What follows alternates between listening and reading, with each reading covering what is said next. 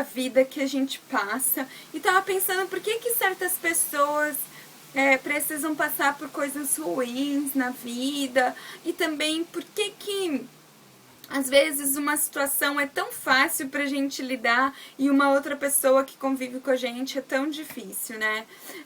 Eu não cheguei à conclusão, mas eu queria conversar sobre isso com vocês, então eu decidi gravar esse vídeo.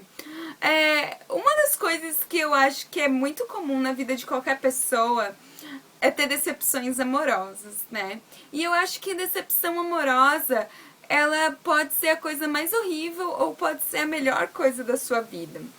Eu lembro quando eu tinha 15 anos, eu tive um namorado e a gente namorou 3 anos e quando a gente terminou, foi muito difícil pra mim. Porque nessa fase de 15 até 18 anos, eu tava meio que aprendendo a vida, né? Como uma adolescente, assim, descobrindo as coisas por mim mesma, o que eu gostava, o que eu não gostava e tudo mais.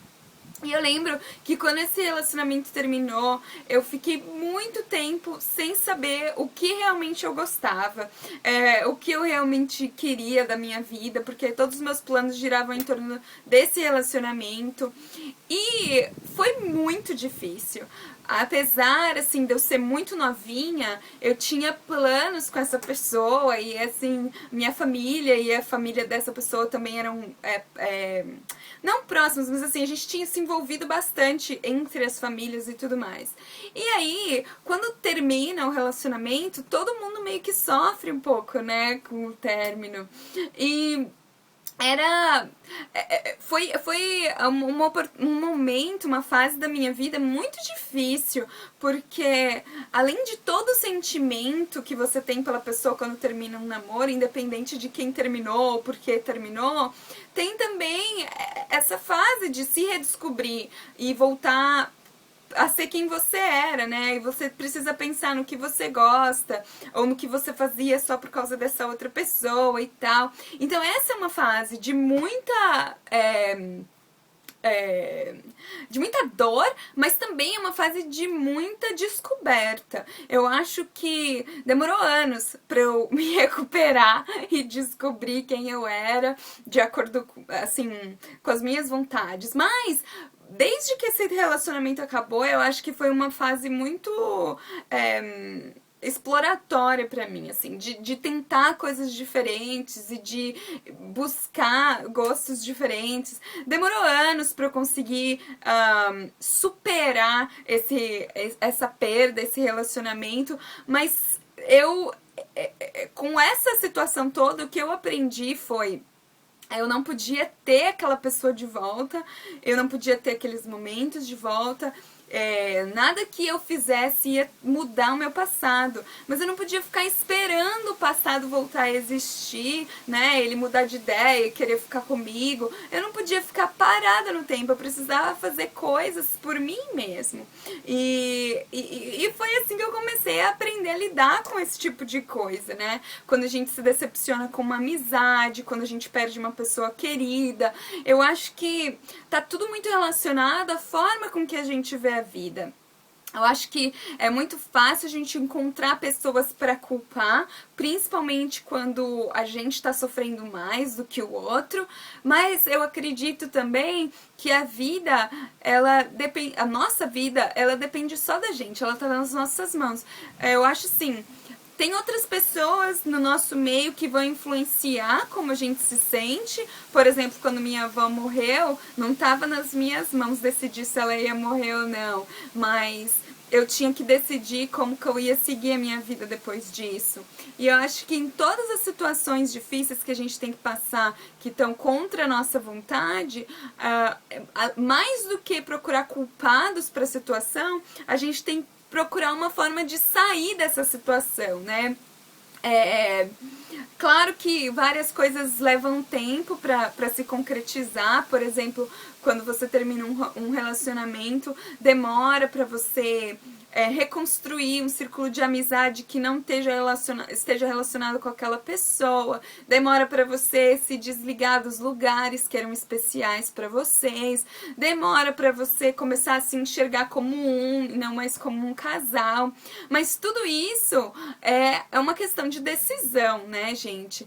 Por mais doloroso que seja, quando a gente decide que não quer mais sofrer, a gente começa a mudar a nossa atitude, né? E é isso que eu acho que é o importante. Quando a gente não tá satisfeito com alguma coisa que tá acontecendo na nossa vida, a gente precisa buscar ferramentas para mudar essa situação, né, gente?